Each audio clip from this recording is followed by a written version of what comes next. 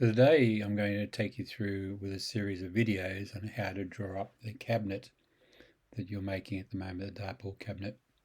Before we start, I'm going to take you through an introduction of how I've set up the drawing environment for you.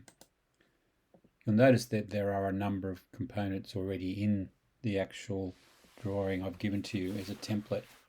There is a launch pad at the base here. There is a crown moulding which I've already drawn. I will be showing you later on how to draw this, but if you find that too difficult, you'll be able to use this one to add to yours.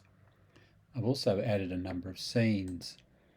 So these scenes allow you to position different parts of the drawing. This is the front view where the cabinet will be. This one here is a side view, an isometric view. We're going to be doing a detailed view later on. And there's a separate drawing environment over to the side where we can draw up the doors. I've set the drawing units to millimeters. I've changed the background style to shaded and textured. And I've added a number of guidelines for you to help you align the different drawing components when we draw them up.